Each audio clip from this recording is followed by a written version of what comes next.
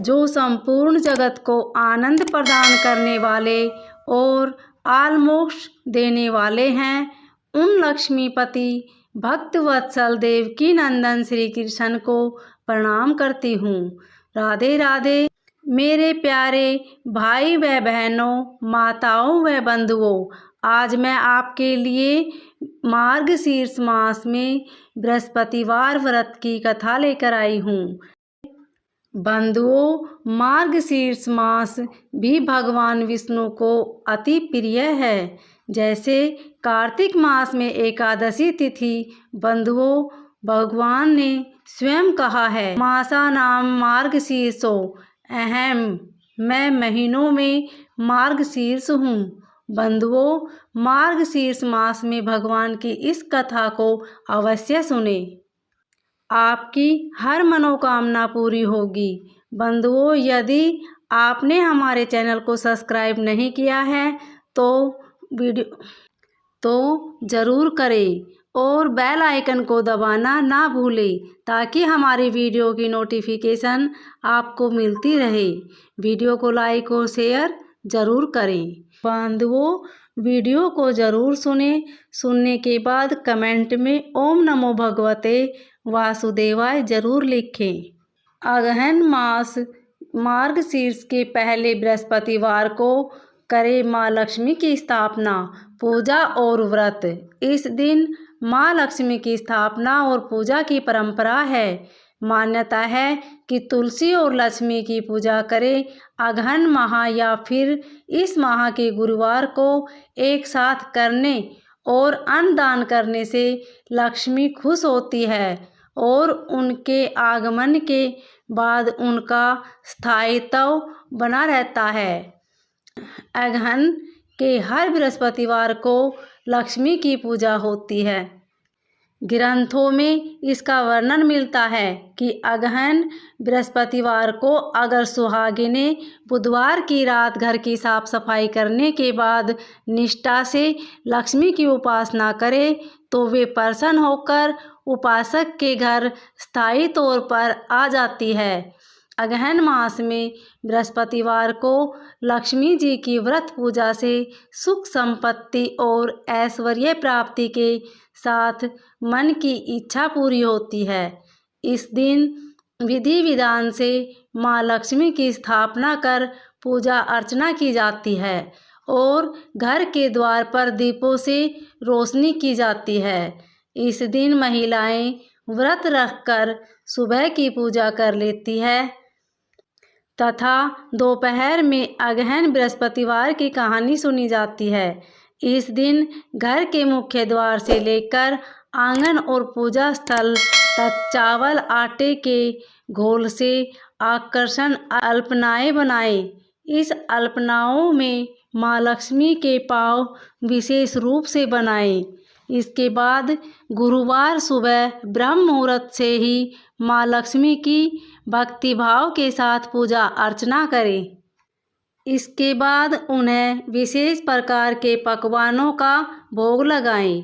अगहन महीने के गुरुवारी पूजा में माँ लक्ष्मी को प्रत्येक गुरुवार को अलग अलग पकवानों का भोग लगाने से उनका आशीर्वाद प्राप्त होता है। तत्पश्चात शाम होते ही माँ लक्ष्मी के सिंहासन को आम, आंवला और धान की बालियों से सजाएं और कलश की स्थापना कर माँ लक्ष्मी की पूजा करें। इस अवसर पर आस पड़ोस की महिलाओं, बहू बेटियों को प्रसाद खाने के लिए विशेष रूप से निमंत्रण दें। इस प्रकार अगहन मार्गशीर्ष माह में हर घर में माँ लक्ष्मी की स्थापना कर विधि विधान से पूजा अर्चना करके माँ का आशीर्वाद प्राप्त करें। श्री महालक्ष्मी की व्रत कथा। अगहन बृहस्पतिवार व्रत व कथा। गुरुवार की व्रत कथा। इसे श्रवण और पठन करने से दुख दरिद्रता दूर हो जाता है। श्री महालक्ष्मी जी माता की कृपा से सुख संपत्ति ऐश्वर्य प्राप्त होता है, मन की इच्छा पूरी होती है। अगहन बृहस्पतिवार व्रत व कथा। विधि नियम। यह व्रत पूजा करने से माता महालक्ष्मी प्रसन्न होती है तथा सुख शांति एवं धन संपत्ति प्राप्त होती है। यह व्रत करने वाली स्त्री तथा पुरुष दोनों मन से स्वस्थ एवं आनंदमय होने चाहिए। इस व्रत को किसी भी महीने के प्रथम गुरुवार बृहस्पतिवार से शुरू कर सकते हैं। विधि नियम अनुसार हर गुरुवार को महालक्ष्मी व्रत करें। श्री महालक्ष्मी की व्रत कथा को पढ़ें। लगातार 8 गुरुवार को व्रत पालन कर अंतिम गुरुवार को समापन करें। वैसे यह व्रत पूजा पूरे वर्ष भर भी कर सकते हैं। पूरे वर्ष भर हर गुरुवार के देवी की प्रतिमा या फोटो के सामने बैठकर व्रत कथा पढ़ें। शेष गुरुवार के दिन 8 सुहागनों या कुंवारी कन्याओं को आमंत्रित कर उन्हें सम्मान के साथ पीढ़ा या आसन पर बिठाकर श्री महालक्ष्मी का रूप समझकर हल्दी कुमकुम लगाएं। पूजा की समाप्ति पर फल प्रसाद वितरण करें तथा इस कथा की एक प्रीति उन्हें देकर नमस्कार करें। केवल नारी ही नहीं अपितु पुरुष भी यह पूजा कर सकते हैं। वे सुहागिन कुमारी को आमंत्रित कर उन्हें हाथ में हल्दी कुमकुम प्रदान करें तथा व्रत कथा की एक प्रतिमा देकर उन्हें प्रणाम करें। पुरुषों को भी इस व्रत कथा को पढ़ना चाहिए। जिस दिन व्रत उपवास करें, दूध फलाहार करें, खाली पेट न रहे। रात को भोजन से पहले देवी को भोग लगाएं एवं परिवार के साथ भोजन करें। पद्म पुराण में यह व्रत गृहस्थियों के लिए बताया गया है। इस पूजा को पति पत्नी मिलकर कर सकते हैं। अगर किसी कारण पूजा में बाधा आए तो औरों से पूजा करवा लेनी चाहिए, पर खुद उपवास अवश्य करें। उस गुरुवार को गिनती में न लें। अगर किसी दूसरी पूजा का उपवास गुरुवार को आए तो भी यह पूजा की जा सकती है। दिन रात में भी पूजा की जा सकती है। दिन में उपवास करें तथा रात में पूजा के बाद भोजन कर लें। इस व्रत कथा को सुनने के लिए अपने आस पड़ोस के लोगों को, रिश्तेदारों को तथा घर के लोगों को बुलाएं। व्रत कथा को पढ़ते समय शांति तथा एकाग्रता बरतें। अगहन मार्गशीर्ष के पहले बृहस्पतिवार को व्रत शुरू करें तथा अंतिम गुरुवार को उसका समापन करें। अगर माह में 5 गुरुवार आए तो 5 गुरुवार को उस दिन अमावस्या, पूर्णिमा पूजा करें। इस पूजा को करने के लिए ब्राह्मण पुरोहित की आवश्यकता नहीं है। हर कोई अपनी भक्ति से पूजा कर सकते हैं। इस दिन पूरा ही घर को गोबर से लीप ले या फिर गीले कपड़े से पोंछ ले। इसके बाद एक ऊंचे पीढ़े या चौकी पर या छोटे मेज पर बीच में थोड़े गेहूं या चावल रखकर एक साफ सुथरे तांबे या पीतल के लोटे को पानी से भरकर चावल या गेहूं पर रखें। पानी में सुपारी, कुछ पैसे और दूब डालें। ऊपर से लोटे में चारों तरफ 5 तरह के पेड़ के 5 या 7 पत्ते डालकर बीचों बीच एक नारियल रखें। उस नारियल का देवी का फोटो बांध दें। उस नारियल पर देवी का फोटो बांध या चिपका कर रख दें और लोटे पर हल्दी कुमकुम लगाएं और साथ ही उस लोटे के गले में लोटे के हिसाब से लहंगा बांध दे और नारियल के ऊपर एक छोटी चुनरी भी चढ़ा देवे। साथ ही देवी की प्रतिमा या फोटो को पूर्व दिशा में मुँह करके या उत्तर दिशा में मुँह करके स्थापना करनी चाहिए। इस व्रत कथा की पुस्तक में जो फोटो है उसे भी सामने रखें तथा पूजा आरंभ करें। श्री अगहन बृहस्पतिवार व्रत कथा या श्री महालक्ष्मी की व्रत कथा के श्रवण और पठन करने से दुख दरिद्रता दूर हो जाता है। श्री महालक्ष्मी माता की कृपा से सुख संपत्ति ऐश्वर्य प्राप्त होता है। मन की इच्छा पूरी होती है। श्री महालक्ष्मी माता के अनेक रूप तथा नाम हैं। भूतल में वे छाया, शक्ति, तृष्णा, शांति, जाति, लज्जा, श्रद्धा, कांति, वृत्ति, स्मृति, दया, तुष्टि, माता, अधिष्ठात्री एवं लक्ष्मी के रूप में स्थित है। उन्हें प्रणाम करते हैं। कैलाश पर्वत पर पार्वती, क्षीर सागर में सुखदु कन्या, सिंधु कन्या, स्वर्गलोक में महालक्ष्मी, भूलोक में लक्ष्मी, ब्रह्मलोक में सावित्री, ग्वालों में राधिका और वृंदावन में रासेश्वरी, चंदन वन में चंद्रा, चंपक वन में गिरिजा, पद वन में पंदा, मालती वन में मालती, कुंदन वन में कुंदती, केतकी वन में सुशीला, कंदव वन में कंदवमाला, राजप्रसाद में राजलक्ष्मी और घर घर में गृहलक्ष्मी इन विभिन्न नामों से पहचानी जाती है। इस तरह सर्वथा चारों ओर सर्वभूत में सुपरिचित माता श्री महालक्ष्मी की यह कथा है। अब हम इसका श्रवण पठन करेंगे। भारतवर्ष के सौराष्ट्र देश में द्वापर युग की यह कहानी हुई है। सौराष्ट्र में उस समय भद्रसर्वा नाम के राजा थे। वे बड़े पराक्रमी राजा थे। 4 वेद, 6 शास्त्र, 18 पुराणों का उन्हें ज्ञान था। उनकी रानी का नाम सूरत चंद्रिका था। रानी दिखने में सुंदर और सुलक्षणा थी तथा पतिव्रता थी। उन दोनों को 7 पुत्र तथा उसके बाद एक कन्या का वरदान मिला था। कन्या का नाम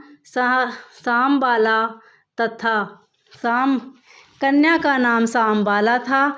एक बार महालक्ष्मी जी के मन में आया कि जाकर उस राजा के राजप्रसाद में रहे। इससे राजा को दुगनी धन दौलत की प्राप्ति होगी और वह इस धन दौलत से अपनी प्रजा को और सुख दे पाएगा। गरीब के घर अगर रहे और उसे धन दौलत प्राप्त हो तो वह स्वार्थी की तरह केवल अपने ऊपर ही खर्च करेगा। यह सोचकर श्री महालक्ष्मी जी ने बूढ़ी ब्राह्मण स्त्री का रूप धारण किया। हाथ में लाठी लिए लाठी के सहारे रानी के द्वार तक पहुंची। यद्यपि उन्होंने बूढ़ी औरत का रूप धारण किया था, वह उनके चेहरे पर देवी का तेज था। उन्हें देखते ही एक दासी सामने आई। उसने इसका नाम धाम, काम, धर्म पूछ डाला। वृद्ध ब्राह्मणी का रूप धारित माता लक्ष्मी ने कहा, बालिके, मेरा नाम कमला है। मेरे पति का नाम भुवनेश है। हम द्वारिका में रहते हैं। तुम्हारी रानी पिछले जन्म में एक वैश्य की पत्नी थी। वह वैसे गरीब था। दरिद्रता के कारण हर रोज़ घर में झगड़े होते थे तथा उसका पति रोज़ उसे मारता था। इन बातों से तंग आकर वह घर छोड़कर चली गई तथा जंगल में खाली पेट भटकने लगी। उनकी इस दुर्दशा पर मुझे दया आई।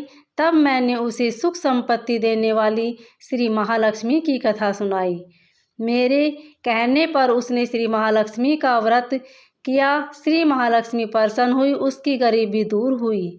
उसका घर संसार दौलत संपत्ति से भर गया। बाद में पति पत्नी दोनों परलोक सिधारे। लक्ष्मी व्रत करने के कारण वे लक्ष्मी लोक में रहे।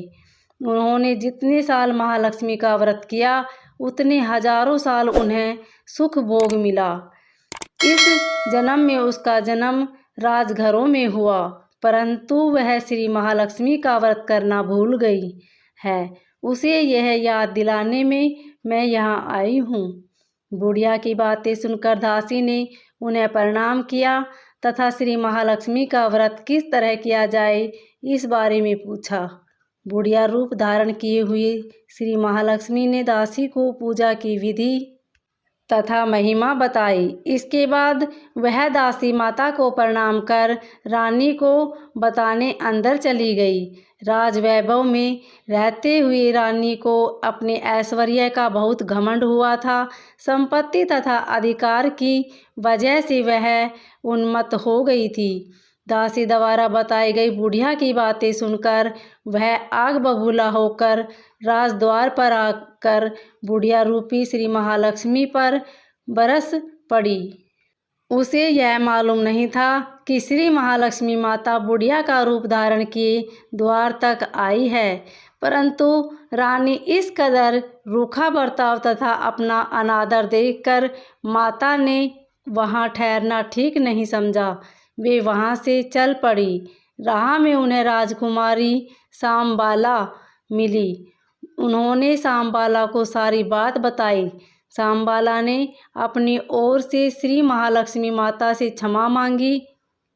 माता को उस पर दया आई। उन्होंने सांबाला को श्री महालक्ष्मी व्रत के बारे में बताया। उस दिन अगहन मार्गशीर्ष मास का पहला गुरुवार था। सांबाला ने परम श्रद्धा से श्री महालक्ष्मी का व्रत रखा। फलस्वरूप राजा सिद्धेश्वर के सुपुत्र मालाधर से उसका विवाह हुआ। वह धन दौलत ऐश्वर्य वैभव से मालामाल हो गई। पति के साथ ससुराल में आनंद से दिन बिताने लगी। इधर श्री महालक्ष्मी का रानी पर प्रकोप हुआ। फलस्वरूप राजा भद्रश्रवा का राज्य एवं राज कारोबार नष्ट हो गया। यहाँ तक कि खाने के लाले पड़ गए।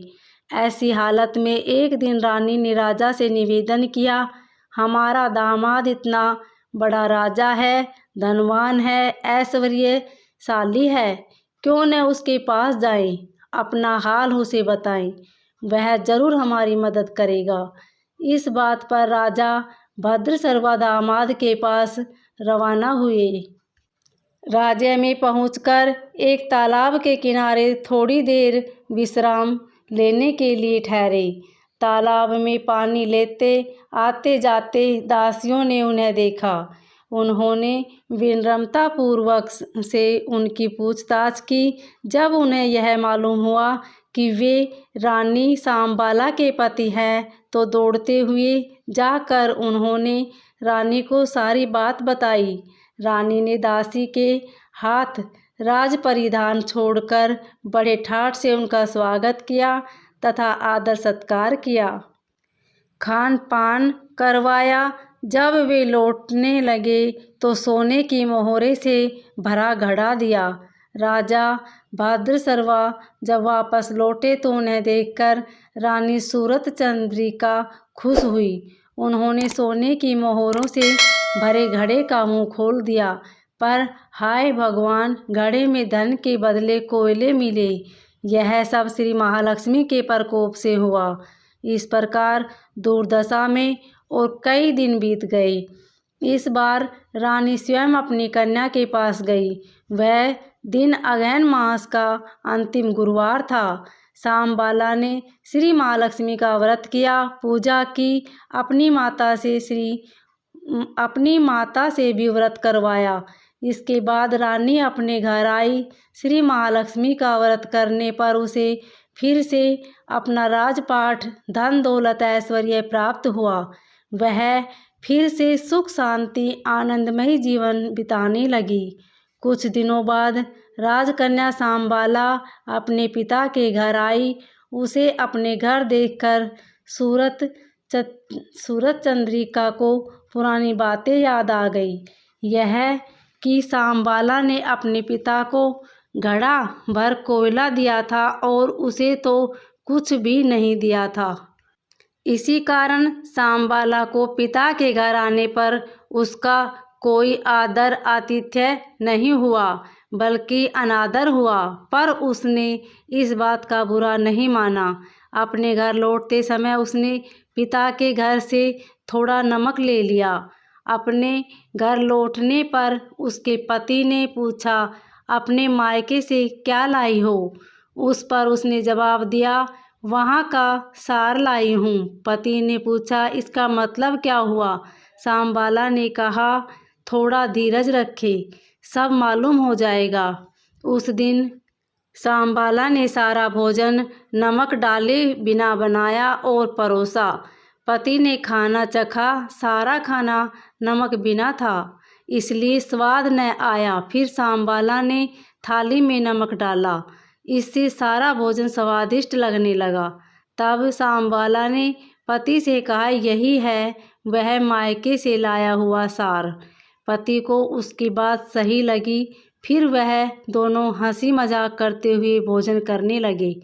कहा गया है कि इस तरह जो कोई श्रद्धा भाव से श्री महालक्ष्मी की पूजा करे, उसे माता की कृपा प्राप्त होती है, सुख संपत्ति शांति प्राप्ति होती है, सभी मनोकामनाएं पूरी होती है। परंतु यह सब प्राप्त होने पर माता की पूजा को भूलना नहीं चाहिए। हर गुरुवार को व्रत पाठ अवश्य करना चाहिए। इस तरह श्री महालक्ष्मी की महिमा भक्तों की मनोकामना पूरी करती है। इस प्रकार श्री अगहन बृहस्पतिवार व्रत कथा या श्री महालक्ष्मी की गुरुवार कथा संपूर्ण होती है। ओम नमो भगवते वासुदेवाय।